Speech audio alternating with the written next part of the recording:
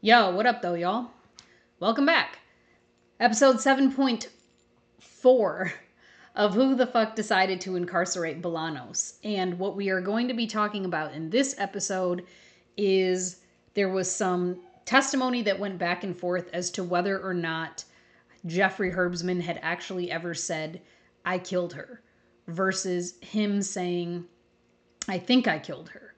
Now you're going to hear testimony from Allison Baker, who in the last episode you just watched her body cam. She was one of the first officers who arrived at the scene where Jeffrey Herbstman made this confession. And she will tell you that she heard him say, "I killed her." That's what she heard. She didn't necessarily recall it from that night, but you'll hear her say that when she went back to listen to her body cam, that is in fact what she heard on her body cam. I will then play you a portion of the prosecutor attempting to kind of skew that testimony of hers and make it not what it appears to be. But on recross, Brian Brown was able to bring out that point yet again, that is in fact what she believes that he said. And she was there. We were not. The prosecutor was not. Allison Baker was. Now, of course, we do have the opportunity to listen to her body cam, but being as she was the person who was there, it is her body cam upon her reviewing of her own body cam. That is what she believes was said. So let's get right into it. Here we go.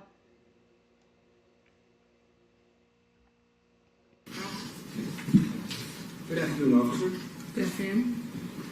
Now, when you first arrived to this parking lot in Fort Point, Sheraton, you located Mr. Herbstman's car, correct? Yes. And immediately he stated, I know I'm in trouble, correct? Correct. He exited the car, correct? Yes. Okay, and you asked him if he had any weapons, correct? Yes. Okay, and he indicated, in fact, he had a knife inside of the car, correct? Yes. Okay.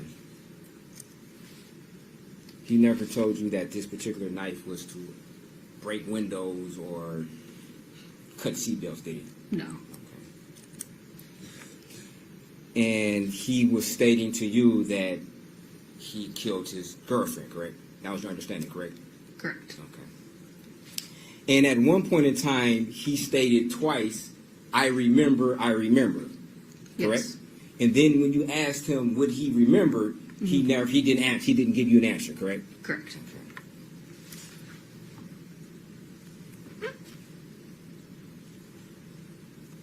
And you did some independent research yourself, and you came to the conclusion that, in fact, Samantha Woll was murdered in Detroit, correct? Yes. Okay. And at some point in time, he was detained, correct? Correct. Okay. As part of a criminal investigation, correct? Yes. And he was then transported to Kalamazoo headquarters? Yes. Okay.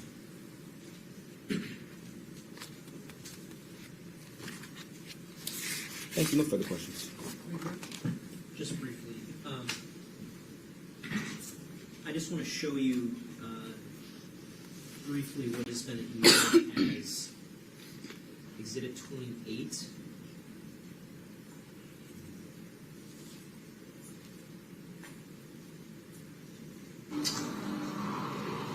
And if you could just take a look sort of behind you for a moment.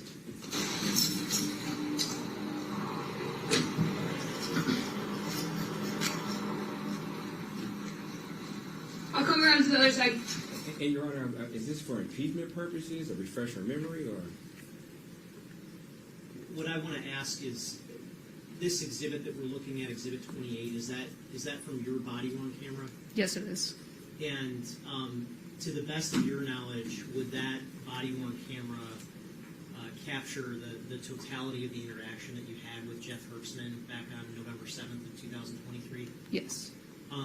When you were interacting with Mr. Herbstman, did you ever hear him directly say the words, "I killed Samantha Woll"? When he exited the vehicle, I didn't notice it until I watched my body camera back, and it sounded to me as if he said, "I killed her" when he exited his vehicle. So that's, yeah. But when you were with him, did you hear that? When I was with him, I didn't hear it. Okay, and if we listen to the first roughly minute of this video, would that include the area where you believe you heard heard him say that? It should be within the first minute. And Your Honor, is he trying to impeach her? She stated what she believes she heard. So whether or not he plays the video back and tries to impeach her and she changes her mind on what she thought she heard, I don't think that's proper. She indicated that she thought she heard something. She doesn't need her memory to be refreshed at all. You can impeach her, or I mean, how would it's he? already been admitted. Right, So but how would he impeach her on what she thought she heard? I don't know if he can impeach her on what she felt that she heard. it's an admitted exhibit. You can play it. So But it's for a proper purpose, though. I mean, it has to be for a proper purpose. And I believe this is the proper purpose. I'm not sure how it would at all be improper for me to question a witness on the stand about her own body-worn camera footage that's already been admitted as an exhibit. overruled. And I'm going to start playing at 10 seconds. This could also be another subsection of a crutch, because Brian Brown is in fact correct that in order to replay a piece of evidence, there has to be a proper purpose in order to do it. And Ryan Elsey right here is not in fact trying to impeach her, because you will see how the testimony that she gives and his line of questioning actually comes out.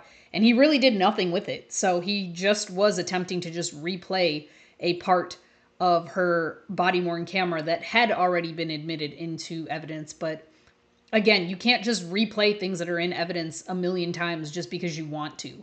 So again, Judge Van Houten overruling the defense's objection to that was not correct.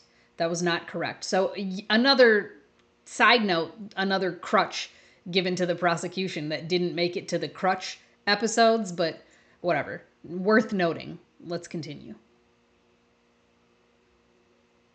Seconds into the video.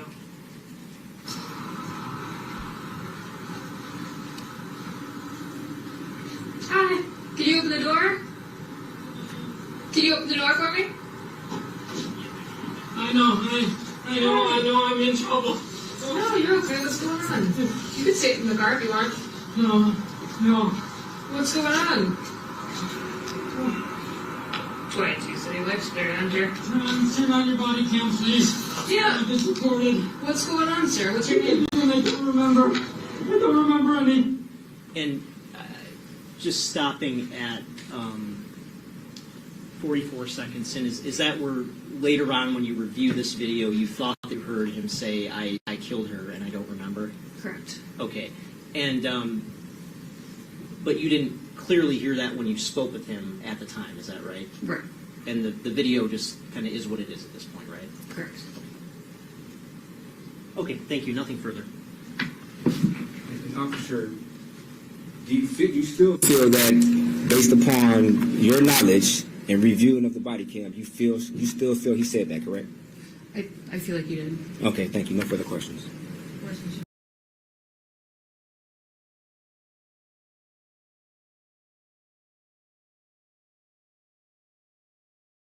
Sorry, I'm not redoing this whole video just for that part. So again, she was the person that was there, and she was the person that heard what she heard, and that is what she heard. She heard him say, I killed her. So kind of futile for the prosecution to try to go down that line of questioning and try to replay it, because that did not change her testimony. So shout out to Allison Baker for being one of the few officers that took the stand and was willing to be honest without having to do a big back and forth. That was what she wrote in her report. That was what she said on the stand, and she stood 10 toes down on it. So shout out to Allison Baker, yo. Kalamazoo Police Officer Allison Baker. She told the truth.